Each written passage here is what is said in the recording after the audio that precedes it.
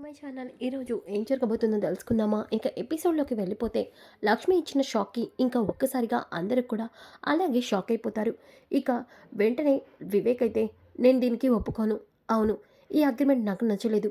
ఎందుకంటే మాకు ఎక్స్పీరియన్స్ లేదు. అలాగే ఏ కంపెనీని ఎలా చూసుకోవాలో కూడా మాకు తెలీదు. అలాంటప్పుడు మీరు మాకు కంపెనీని ఇచ్చేస్తే మేము ఎలా రన్ చేస్తాం? ఖచ్చితంగా అది నష్టాల్లోకే వెళ్తుంది. అప్పుడు మేము నష్టపోయి రోడ్డునికి ఎక్కాల్సిన పరిస్థితి వస్తుంది. అప్పుడు మీరు మమ్మల్ని చూసుకోవాలి కదా! అందుకే ఈ కండిషన్‌కి నేను ఒప్పుకోను అని చెప్పి వివేక్ అంటాడు. ఇక పక్కనున్న మనీషా అయితే అలా అంటావేంటి వివేక్? ఎక్స్‌పీరియన్స్ పర్సన్స్ ఉంటారు కదా! వాళ్ళే మొత్తం ఎంప్లాయీసే చూసుకుంటారు. మీకేంటి సమస్య? అలా అంటావేంటి మనీషా? ఇప్పుడు సొంత వాళ్ళైనా అన్న, వదినే చూసుకోను అంటున్నారు. అలాంటిది పరాయి వాళ్ళ ఎంప్లాయీస్ మీద నేను అంత నమ్మకం ఎలా పెట్టుకుంటాను? ఏ మమ్మీ? ఏం జాను? మీకు ఇది నచ్చిందా? చెప్పండి. ఆస్తి పంపకాలు జరగాలి. కానీ మీరు మాకు పూర్తి బాధ్యత ఇవ్వాలి. అప్పుడే మేము ఆస్తిలో వాటా తీసుకుంటాం అని చెప్పి వివేక్ అంటాడు. ఇక జాను అలాగే దేవయ్య అని కూడా అమ్మ బాబాయ్, వివేక్కి ఎక్స్పీరియన్స్ లేదు. నిజంగానే ఇప్పుడు మొండితనానికి పోతే కంపెనీని రన్ చేసుకోలేక దివాలా తీసే పరిస్థితి వస్తుంది. అప్పుడు మా పరిస్థితి రోడ్డు మీద అడుక్కోవాలి. అప్పుడు లక్ష్మక్క అలాగే బావగారులు సంతోషంగా ఉంటారు. నోనో, అలా జరగకూడదు అని జాను అనుకుంటుంది.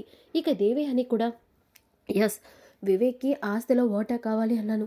అంతేగాని ఇప్పుడు పూర్తిగా 2 భాగాలైపోతే అప్పుడు మా పరిస్థితి అని చెప్పి దేవయ్య అని, లేదు లేదు, వివేక్ చెప్పిందే నిజం. దీనికి మేము ఒప్పుకోము అని ఎనకాలనే ఇక జయదేవ్, అలా అంటావేంటి దేవయ్య అని?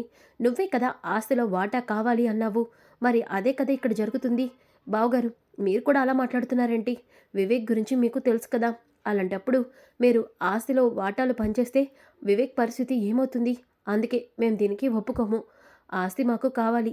అంతేకాని మీతో సంబంధాలు తెంచుకోవాలంటే అది మా వల్ల కాదు అని ఎనకాలనే ఇక లక్ష్మి, మరి చిన్నత్తయ్య గారు, దానికి ఓకే అనుకుంటేనే ఈ ఆస్తి పంపకాలు జరుగుతాయి.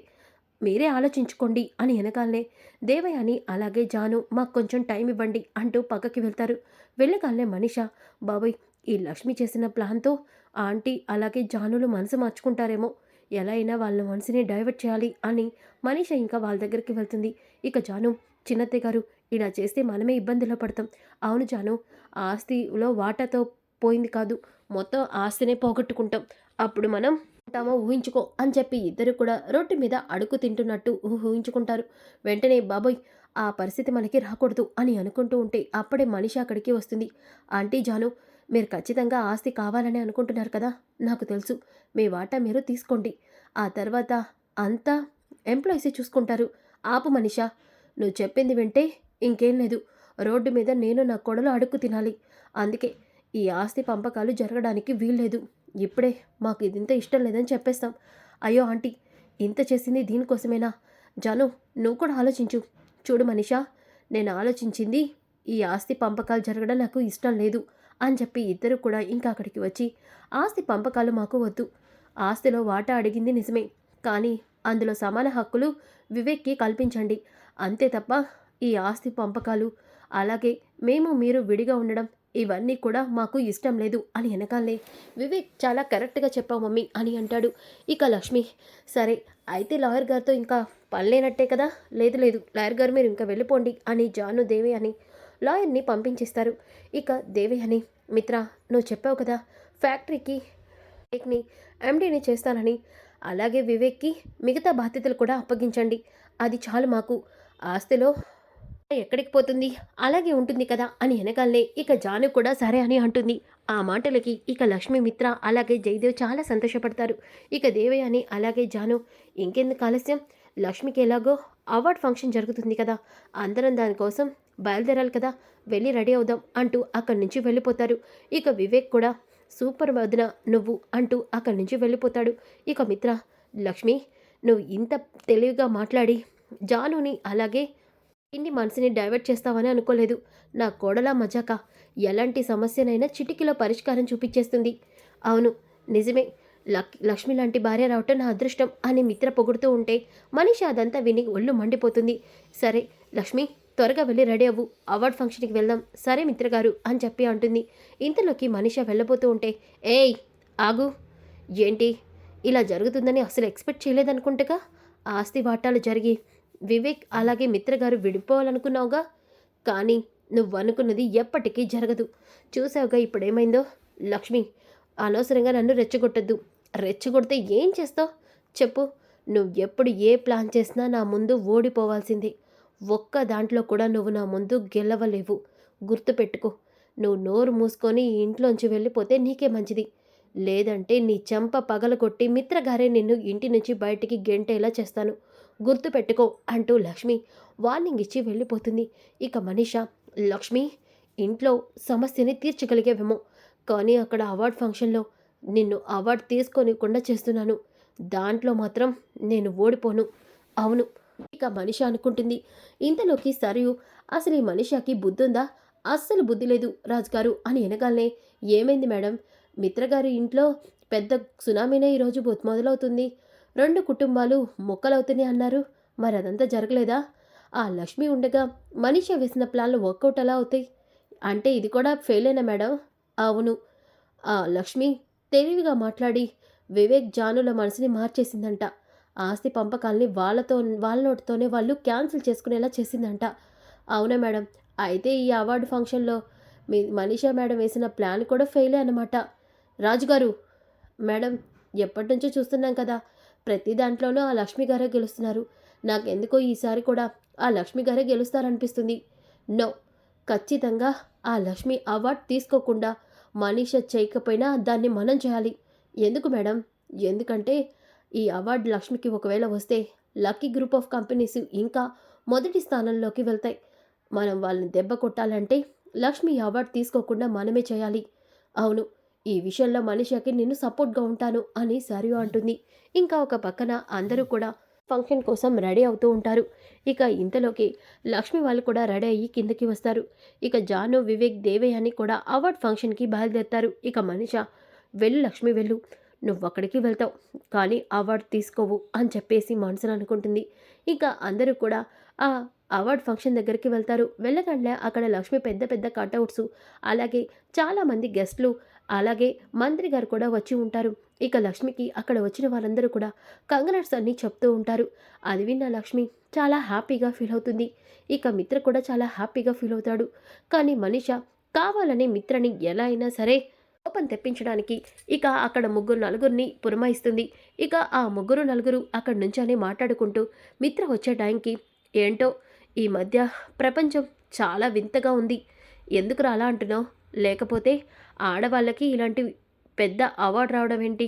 అది కూడా the great business man Mitranandan భార్యకి. మిత్ర గారు ఎంత పెద్ద పెద్ద మెచ్యూరిల్ ప్రాజెక్ట్స్ చేశారు. అలాగే ఎన్నిసార్లు ఇంటర్నేషనల్ అవార్డు కూడా అందుకున్నారు. అలాంటిది ఈరోజు ఆమెకి కాకుండా వాళ్ళ భార్యకి అవార్డు వచ్చింది. ఇక్కడే తెలియట్లేదా ఆడవాళ్ళు మగవాళ్ళని ఎంత బ్లేమ్ చేస్తున్నారో, ఎలా కాళ్ళ కింద తొక్కి అణగదీయాలని చూస్తున్నారో అని వెనకాలే మిత్ర ఒక్కసారిగా షాక్ అయిపోతాడు. ఇక మనీష, మిత్ర, నీకు లక్ష్మికి సమస్యల్ని సృష్టించడానికే నా ప్లాన్ అని చెప్పి అనుకుంటూ ఉంటే, ఇక అతను నిజమే కదా, ఆమె కావాలనే ఫస్ట్ తన భర్త చేతిలోంచి ఎండీ చైర్మన్ పదవిని లాక్కుంది. తర్వాత అవార్డు తెచ్చుకుంది. ఇంకొన్ని రోజుల్లో తనే మొత్తానికి బాస్ అయిపోతుంది. అప్పుడు ఆ మిత్ర ఆ లక్ష్మి కింద చెప్పులా ఉండాల్సిందే కదా. అంతే, చెప్పులు బ్యాగు మోసుకుంటూ భార్య కింద తిరగాల్సిన పరిస్థితి వచ్చింది ది గ్రేట్ బిజినెస్ మ్యాన్ మిత్రకి అని అందరూ కూడా నవ్వుకుంటూ ఉంటే ఒక్కసారిగా మనీష చాలా హ్యాపీగా ఫీల్ అవుతుంది. కానీ మిత్ర అక్కడికి వచ్చి వాళ్ళ చెంప మీద కొడతాడు. అది చూసి మనీష షాక్ అవుతుంది. ఏం మాట్లాడుతున్నారు మీరు? ఇలాగైనా మీరు మాట్లాడేది? సాటి ఆడదాని కోసం ఇదాకైనా మీరు బిహేవ్ చేసేది? మీకు కూడా భార్యలు ఉండుంటారు. వాళ్ళు కూడా మీకన్నా గొప్ప స్థాయిలోకి ఉంటారు. అప్పుడు కూడా మీ భార్యని పట్టుకొని మీరు ఇలాగే మాట్లాడతారా? అది కాదు మిత్రగారు. షటప్. చూడండి, ఆడదంటే ఏదో వంటింట్లో ఉండే కుందేల్లాగా చూడకూడదు. ఆడది ఇప్పుడు దేనికి కూడా వెనుక అంజలో లేదు. అసలు మనం పుట్టిందే ఒక ఆడదాని వల్ల. అలాంటప్పుడు ఆడవాళ్ళు ఏదైనా సాధిస్తారు. మనం ఒక బిడ్డకి జన్మనివ్వగలమా? ఇవ్వలేం. అలాగే ఆడవాళ్ళు దేంట్లోనూ తక్కువ కాదు. లక్ష్మి ఈరోజు ఈ అవార్డు తీసుకుంటున్నందుకు నేను చాలా హ్యాపీగా గర్వపడుతున్నా. లక్ష్మి లాంటి భార్య నాకు దొరికినందుకు. కానీ మీరెందుకు కావాలని ఇలా నన్ను ఇబ్బంది పెట్టడానికి మాట్లాడుతున్నట్టు అనిపిస్తుంది? మీలాంటి వాళ్ళు ఉన్నంత వరకు ఆడవాళ్ళకి ఎటువంటి గుర్తింపు రాదు. ఇప్పటికైనా మారండి అంటూ మిత్ర వాళ్ళకి వార్నింగ్ ఇచ్చి వెళ్ళిపోతాడు. ఇక మనిష ఏంటి మిత్ర ఆ లక్ష్మి వైపు పూర్తిగా మగ్గిపోయాడు. క్లియర్గా అర్థమవుతుంది మిత్రలో చాలా మార్పు వచ్చింది అని చెప్పేసి మనిష అనుకుంటుంది. ఇంకా ఒక పక్కన అవార్డ్ ఫంక్షన్లో అందరూ కూర్చొని ఉంటారు. ఇంతలోకి లక్ష్మి మిత్ర ఇక చైర్లో కూర్చొని ఉంటారు. మంత్రి గారు ఈరోజు ఈ అవార్డు ఇవ్వడానికి వచ్చారు అని చెప్పేసి యాంకర్ మాట్లాడుతూ ఉంటుంది. అప్పుడే మనీషా ప్లాన్ చేసినట్టు ఇక అక్కడ ఉన్న సర్వెంటు అందరికీ జ్యూస్ ఇవ్వడానికి వెళ్తుంది. ఇక అలా వెళ్తూ ఒక్కసారిగా జ్యూస్ని లక్ష్మి శారీ మీద వంపేస్తుంది. సారీ మేడం, చూసుకోలేదు మేడం, సారీ సారీ అని వెనకాలే చూసుకునే పనిలేదా అని చెప్పేసి జయదేవ్ అలాగే మిత్ర అంటారు. ఇక లక్ష్మి పర్వాలేదు మిత్ర గారు, అవార్డు అందుకోవడానికి ఇంకా టైం ఉంది కదా, నేను వెళ్ళి క్లీన్ చేసుకొని వస్తాను అంటూ ఇక లక్ష్మి ఫ్రెష్ అప్ అవడానికి వెళ్తుంటే ఇక ఆ సర్వెంట్ మేడం ఆ పక్క రూమ్లోనే మీరు ఫ్రెష్ అప్ అవ్వచ్చు అని అంటే అక్కడ డ్రయర్ కూడా ఉంది అని వెనకాలే లక్ష్మి వెళ్ళి ఇక వాష్ చేసుకొని అక్కడే ఉన్న డ్రయర్తో శారీని ఆరబెట్టుకుంటూ ఇక లోపలికి నుంచి బయటికి వస్తూ ఉంటే అప్పుడే ఇక అక్కడ ఉన్న కొంతమంది వ్యక్తులు వచ్చి లక్ష్మిని నోరు మూసేసి కిడ్నాప్ చేయబోతూ ఉంటారు. ఇక లక్ష్మి ఎవర్రా మీరు, వదలండి వదలండి అని ఎంత అన్నా సరే వాళ్ళు లక్ష్మిని వదిలిపెట్టరు. ఇక ఇంతలోకి అక్కడ మంత్రి గారు కూర్చొని ఉంటారు. ఈరోజు the great business women award మొట్టమొదటిగా ఒక మహిళకి వచ్చింది. ఈ అవార్డు ఇవ్వడానికి స్వయాన మంత్రి గారు ఇక్కడికి వచ్చారు. సో ఇక ఆలస్యం చేయొద్దు. ఈ సంవత్సరం best business women award goes to Mrs Lakshmi Mitranandan అని అనగానే ఒక్కసారిగా అందరూ గట్టిగా క్లాప్స్ కొడుతూ ఉంటారు. కానీ లక్ష్మి మాత్రం రాదు. ఇక మనిష లక్ష్మి ఈ అవార్డు నువ్వు తీసుకోలేవు, ఎందుకంటే ఇప్పుడు నువ్వు కిడ్నాపర్ చెరలో ఉన్నావు అని అనుకుంటూ ఉంటే అప్పుడే లక్ష్మి ఇంకా అక్కడికి వస్తుంది. అది చూసి మనీష షాక్ అయిపోతుంది. ఇక లక్ష్మి స్టేజ్ మీదకి రాగాలే మంత్రి గారు అవార్డు ఇవ్వబోతూ ఉంటే ఒక్క నిమిషం సార్, నేను ఈ అవార్డుని నా భర్త చేతుల మీదుగా నేను అందుకోవాలి అనుకుంటున్నాను. సూపర్, కానీ ఎందుకంటే ఒక విజయం వెనుక ఒక ఆడదాని విజయం వెనుక ఖచ్చితంగా తన భర్త ఉండాలి. అప్పుడే ఆ ఆడది పెళ్ళైన ఆడది ఏదైనా సాధించగలదు. నా విషయంలో అదే జరిగింది. ఈరోజు నేను ఇలా ఉన్నాను అంటే దానికి కారణం నా భర్త మిత్రగారు. మిత్రగారు ఇచ్చిన ఇన్స్పిరేషన్ వల్ల, ఆయన ఇచ్చిన ఆలోచన వల్లే ఈరోజు మీ అందరి ముందు నేను అవార్డు అందుకుంటున్నా. అందుకే ఈ అవార్డుని నేను మిత్రగారు కలిసి తీసుకోవాలనుకుంటున్నాం, మీరు ఒప్పుకుంటే అని అనగాలే మినిస్టర్ ఆఫ్కోర్స్ తప్పకుండా, ఈ రోజుల్లో ఎవరి ప్రాముఖ్యత వాళ్ళే చెప్పుకోవాలనుకుంటుంటే నీ గొప్పతనం నీ భర్త వల్ల వచ్చిందని చెప్తున్నావమ్మా, ఖచ్చితంగా నీ భర్త ఇక్కడికి రావాలి అని వెనకాలే మిత్ర లక్ష్మి చేతుల మీదుగా ఇక ఇద్దరికి మంత్రి అవార్డు ఇస్తాడు. అది చూసి మనిష షాక్ అయిపోతుంది. ఇక రౌడీల దగ్గరికి వెళ్ళి బుద్ధుందా మీకు, లక్ష్మిని కిడ్నాప్ చేయమంటే ఇలా కింద పడున్నారేంట్రా మేడం, ఆమె నార్మల్ ఉమెన్ కాదు, పెద్ద బాడీ బిల్డర్లా ఉంది, ఒక్కొక్కరిని ఇరగదీసేసి వెళ్ళింది అని వెనకాలే అందరూ కూడా షాక్ అయిపోతారు. ఇక మనిష ఇంకా ఆశ్చర్యపోతూ ఉంటే అప్పుడే లక్ష్మి వెనుక నుంచి ఏయ్ అని అనగాలే లక్ష్మి, నాకు తెలిసి ఇదంతా నువ్వే చేశావని, నీకు తెలియనిది ఒకటి చెప్పనా. ఏంటి లక్ష్మి, ఏం చెప్తున్నావు నువ్వు?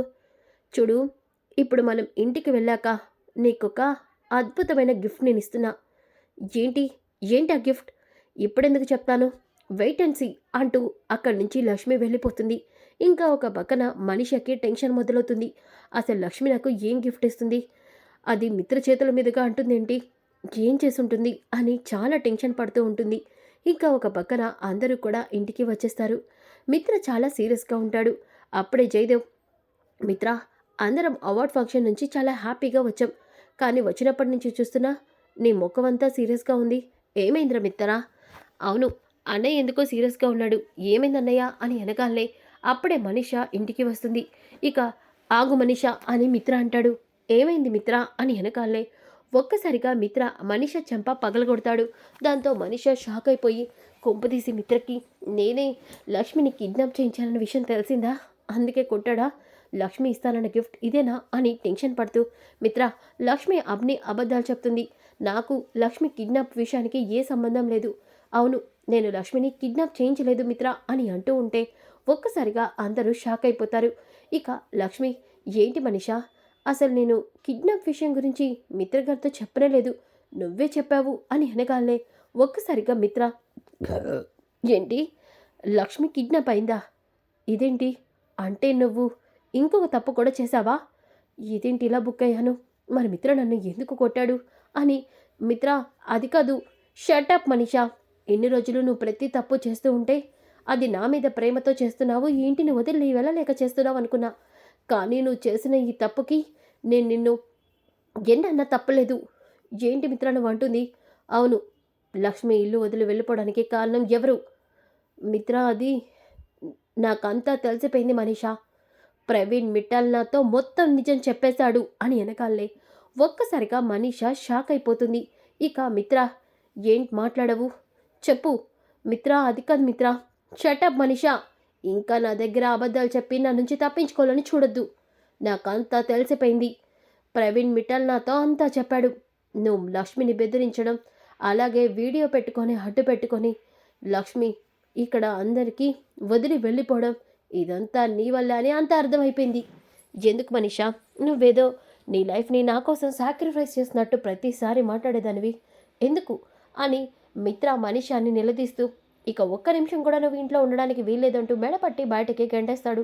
సో ఫ్రెండ్స్ మరి కమింగ్ ఎపిసోడ్స్ చాలా ఇంట్రెస్టింగ్గా ఉండబోతాయి. Don't miss. ఈ వీడియో నచ్చితే తప్పకుండా లైక్ చేసి షేర్ చేయండి. Thanks for watching.